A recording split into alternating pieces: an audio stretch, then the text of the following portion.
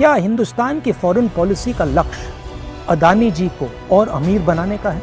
पिछले 9 सालों से मोदी जी ने भारत को भ्रम में रखा है और अदानी जी को अपने साथ विश्व भ्रमण में। मैंने संसद में सरकार से कुछ आसान से सवाल पूछे थे। सबूत के साथ मैंने हमारे देश की फॉरेन पॉलिसी या कह लीजिए अदानी जी की बिजनेस एक्सपेंशन पॉलिसी पर कुछ सवाल पूछे। सरकार ने एक भी जवाब नहीं दिया। कितनी विदेश यात्राओं में अदानी जी पीएम के साथ गए? कितने देशों में पीएम के ऑफिशियल टूर के बाद अदानी जी वहां गए? और कितने देशों में पीएम जाने के बाद वहां अदानी जी ने बिजनेस डील साइन की? अगस्त 2013 में क्वींसलैंड ऑस्ट्रेलिया के डिप्टी प्रीमियर के नेतृत्व में एक डेलीगेशन ने गौतम अडानी के मौजूदगी में नरेंद्र मोदी से मुलाकात की। मई 2014 में अडानी को ऑस्ट्रेलिया में $15.5 बिलियन का कोल और रेल प्रोजेक्ट मिल गया। नवंबर 2014 में गौतम अडानी प्रधानमंत्री नरेंद्र मोदी के साथ G20 समिट के लिए ऑस्ट्रेलिया गए। इस ट्रिप में गौतम अडानी और SBI चेयरमैन अरुंधति भट्टाचार्य ने SBI की ओर से अडानी को कार्माइकल माइन एक्वायर करने के लिए $1 बिलियन के लोन के लिए एक MOU पर साइन किए। अब सवाल ये उठता है कि इन बैंकों में रखे हुए पैसे जो आपके पैसे हैं उनको खतरे में कौन डाल रहा है?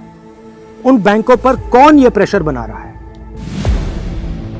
जून 2015 में प्रधानमंत्री मोदी अपने पहले बांग्लादेश दौरे पर गए।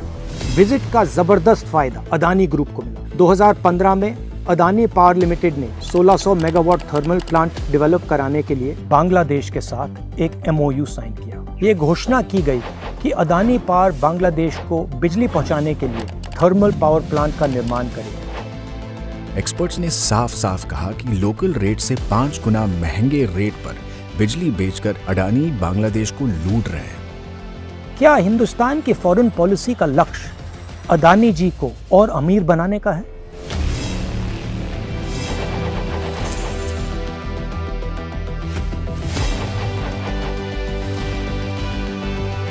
On November 24th, the President summoned me after a meeting and said India's Prime Minister Modi is pressurizing him to hand over the project to the Adani Group. Public hearing शुक्रवार को हुई। संसद में इलेक्ट्रिसिटी एक्ट 1989 में संशोधन पास करने के ठीक एक दिन बाद इस संशोधन के जरिए कॉम्पिटिटिव बिडिंग का नियम ही खत्म कर दिया गया। मुख्य विपक्ष का दावा है कि संशोधन सिर्फ इसीलिए किया गया ताकि अडानी की अवैध डील वैध घोषित हो जाए। और फिर वही हुआ जो हर बार होता है, श्रीलंका के इस ऑफिसर को इस्तीफा देना पड़ा। क्या ये बात सही है कि पीएमओ ने अदानी ग्रुप के फायदे के लिए पड़ोसी देशों को कॉन्ट्रैक्ट देने के लिए मजबूर किया? मार्च 2016 में अडानी ने अनमैन्ड एयरक्राफ्ट सिस्टम्स की फील्ड में इजरायल की कंपनी एल्बिट आई स्टार और एक भारतीय company alpha design technologies private limited के साथ स्टेटमेंट ऑफ इंटेंट करार किया। इस करार का ऐसा जादू चला कि एल्बिट सिस्टम्स को भारत के रक्षा मंत्रालय ने Mi-17 हेलीकॉप्टरों को मेंटेन और अपग्रेड करने के लिए $110 मिलियन का ठेका दे डाला। 2017 में पीएम मोदी इजरायल गए।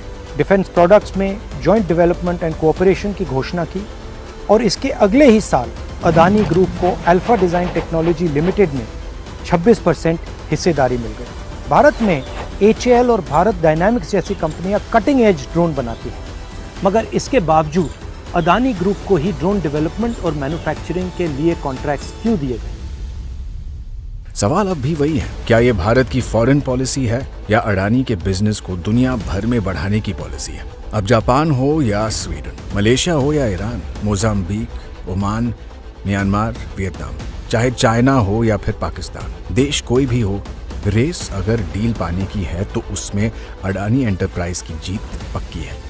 पिछले 9 सालों से मोदी जी ने भारत को भ्रम में रखा है और अदानी जी को अपने साथ विश्व भ्रमण में।